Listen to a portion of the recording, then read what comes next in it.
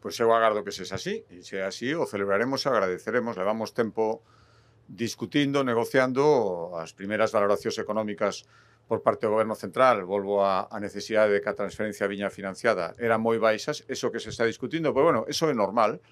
Eu agradezo neste caso, xa saben que sempre que pensamos que as cousas se están facendo ben, o recoñecemos sin ningún problema, e esta transferencia está sendo unha negociación complexa, na miña opinión un pouco máis longa do necesario, pero se vai pechar xa, perfecto.